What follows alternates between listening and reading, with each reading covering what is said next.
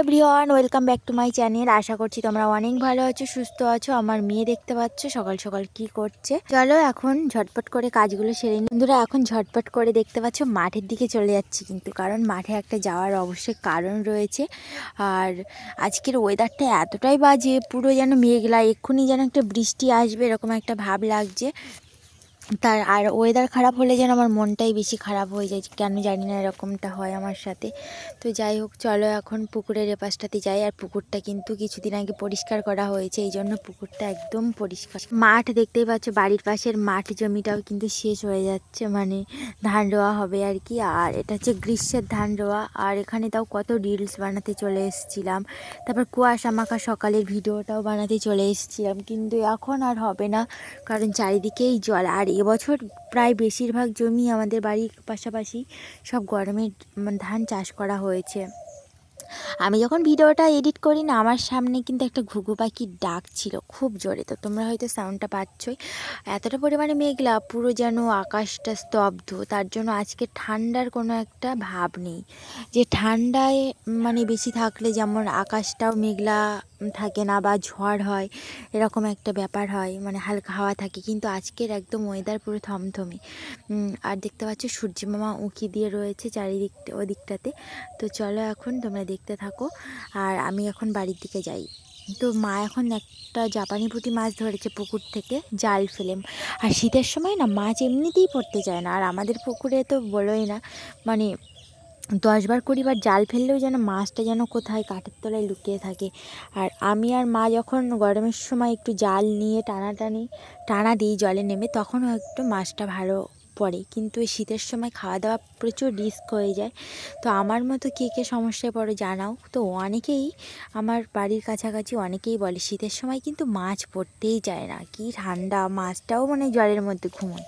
জাপানি পুঁটিটাকে ঝটপট করে কেটে নেব, নিয়ে রান্না বান্না বসিয়ে দেবো আজকের। আর এই মাছটাই হবে আজকের দুপুরের মেনু। আর বাজারেও তেমন মাছ পাওয়া যায় না, এখানে মাছ খাওয়া খুব দুষ্কর। আর যেই মাছগুলো পাওয়া যায় সব বরফ দেওয়া, আর একদম বাজে লাগে খেতে। আমি তো একদমই সহ্য করতে পারি না, কারণ বিশ্রী একটা গ্যাস বের হয়। তো এখন বিকেল বিকেল বাজারেও চলে এসেছি দুপুরে খাওয়া দাওয়া সেটাই। এখন বাজে 5টা 55। বাজার থেকে কিন্তু একটা ফেভারিট জিনিস নিয়ে এসেছি, আর এটা হচ্ছে রোল। আর এগ রোলটা আমার মেয়ে খুব পছন্দ করে, আর ওর সাথে আমিও কিন্তু ভালোবাসি। কিন্তু মাঝে মধ্যে খাওয়া ছেড়েই দিই, মানে প্রায় 1-1.5 মাস রোল চাউমিন কিছুই খাইনি, কারণ ময়দা খেলে শরীরে প্রচুর এফেক্ট পড়ে, মানে ফ্যাটের, ওই জন্য আর কি। তো অনেকদিন বাদে রোলটা নিয়ে এসেছি, আর আমার মেয়ে কিন্তু ভীষণ খুশি। তো চলো ওকে একটু খাইয়ে দিই। বাইরে বসে বসে দুজনে মিলে খাচ্ছি। দেখো রোলটা কিন্তু দারুণ বানিয়েছে, পুরো ক্যানিং স্টেশনের থেকেও ভালো। আর আমার মেয়ের কপালে দেখতে পাচ্ছ একটা ফোঁটা রয়েছে। ও হচ্ছে আমাদের এখানে একটা মানে টিউশন করে আর কি দাদা, ওখানে হচ্ছে ফেয়ারওয়েল হচ্ছিলো, মেয়ে গেছিলো আমার মায়ের সাথে। তো ওখানে ওর কপালে দেখো এই টুক্কু দিয়ে দিয়েছে। তো চলো এখন তোমরা দেখতে থাকো, আর আমরা খেতে থাকি। কেমন লাগছে জানিও কিন্তু কমেন্ট করে। হ্যালো, আমাদের রোলটা কিন্তু দারুণ টেস্ট ছিল, তো তোমরা অবশ্যই দেখতে থাকো। তো আবারও নিয়ে আসবো ভাবছি, কারণ এখানে এই কাকুটার কাছ থেকে রোলটা প্রথমবার খেলাম। তো আমার নাকেরটাও কিন্তু উল্টো হয়েছিল। তারপরে মা দেখছি এখানে ওলকপি কেটেছে, তারপরে অনেক সবজিও নিয়ে এসেছে রান্না করবে বলে। আর আজকে কি দিয়ে রান্না হবে সেটা তোমরা পরেই বুঝতে পারবে, একটু পরেই। আর ওলকপিটা কিন্তু একদম আমাদের বাড়ির সবজি, এটা আমাদের পুকুরের দিকটাতে কোথায় মা বসিয়েছিল সেইখানে ওলকপিটা হয়েছে এত বড়। তো ওলকপিটা এক্ষুনি মা কাটবে। আর মেয়ের জন্য আজকের কয়েকটি জিনিস কিনেছি সরস্বতী পুজোর মার্কেটিং। তো ভেবেছিলাম সরস্বতী পুজোতে চলে যাব, এখানে থাকবো না, কিন্তু আবার একটা মানে ডিসিশানটা একদম চেঞ্জ করে নিলাম। ডিসিশানটা হলো গিয়ে যে থাকবো এরকম একটা, তো যে যাবো না, এটাই একটা ডিসিশান করে নিলাম। যে ডিসিশানটা তো সবসময় পাল্টানো যায় না, তাই না? কিন্তু কিছু কিছু পরিস্থিতি থাকে, সব নিজের শখ আশা অপূর্ণ করেও আর কি সবার মন জয় করতে হয়, এটাই হলো মেয়েদের জীবন, তাই না? তো যাই হোক, ও প্রসঙ্গ বাদ দিই, এখানে দেখো কাঁকড়া নিয়ে এসেছি, চিতি কাঁকড়াগুলো কে কে ভালোবাসো অবশ্যই কিন্তু কমেন্ট বক্সে জানিও। আর কাল তো অমাবস্যা ছিল, অমাবস্যার কারণেই আর কি কাঁকড়াটা বেশি বের হয়, অমাবস্যা পূর্ণিমার কারণেই। তো আজকেও কিন্তু সেই রকম একটা ব্যবহার দেখা গেল। আজকেও বাজারে গিয়েছি, বাজারে কোনো মাছ নেই জানো তো, শুধু কাঁকড়া আর কাঁকড়া। তো সেই কারণের জন্য আর কি কাঁকড়াটা তুলে নিয়ে এসেছি, এই কিনেও নিয়ে এসেছি। আর এনে দেখো বালতিতে নিয়ে আর মেয়ে তুলে নিয়ে ঘরে চলে যাচ্ছিলো, তারপর ওকে বসিয়ে দিলাম। আর ও এখন চুপ করে দেখছে কাঁকড়াগুলো কীভাবে নড়াচড়া করছে সেই সবগুলো। তো চলো, মা এখন কাঁকড়া কেটে নেবে। আর তোমাদের আরও একটা সুন্দর জিনিস শেয়ার করতে চলেছি। কাদের কাদের মার্কেটিং হয়ে গেছে অবশ্যই জানিও, আর একটা করে লাইক চাই মার্কেটিংয়ের জন্য। আর মার্কেটিংয়ের জন্য তো আমার মেয়েই বেশি এক্সাইটেড ছিল, সেটা তোমাদের আর কি করে শেয়ার করি বলো।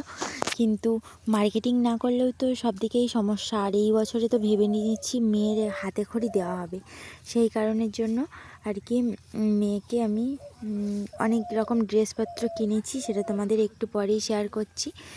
তো চলো, এখন হচ্ছে বিনসটা কিনে নিয়ে এসেছি বাজার থেকে। আর বিনসটা নিয়ে এসেই মাত্র বের করলাম ব্যাগ থেকে। আর এই যে দেখো আমি কি নিয়ে এসেছি সরস্বতী পূজার মার্কেটিংয়ের জন্য, আর বাইরেই বসে গেছি, ঠিক আছে।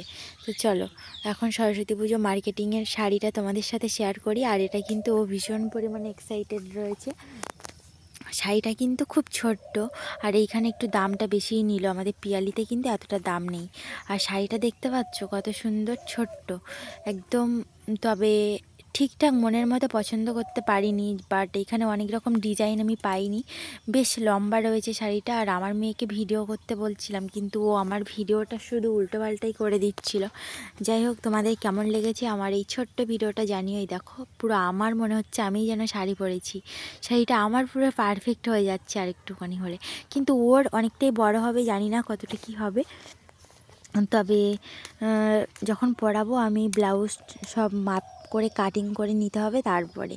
তো এখানে দেখো বড়িগুলো এখন শুকনো হয়ে গেছে, এগুলো হচ্ছে কালকেরের বড়ি যেগুলো দিয়েছিলাম, তোমরা হচ্ছে দেখতেই পাচ্ছ। এখন অন্ধকার, সব বড়ি তুলে মা আর আমি সব ধুতি থেকে তুলে নিয়ে আর কুলোইতে করে রেখেছি, আর রেখেছি গামলাইতে করে। আর পাশে রান্নাটাও বসিয়ে দিয়েছি বড়ি দিয়ে। আজকে কাঁকড়ার ঝোল বানাচ্ছি।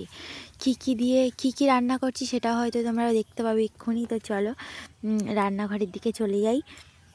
আর এখানে দেখো বড়িগুলো পুরো কড়কড়ে হয়েই আছে, কিন্তু একটু নরম রয়েছে। বাট আজকে তো সারাদিন রোদ হয়নি, সেই জন্য আর কি এই রোদের জন্য আমাদের অনেক বড়ি আগেও নষ্ট হয়ে গেছে, আবারও এখন কী হবে সেটা জানি না। তবে এতে এতটাও গন্ধভাব নেই যে নষ্ট হয়ে যাবে, কারণ প্রথম দিন দারুণ রোদ হয়েছিল, আর আজকের দ্বিতীয় দিন।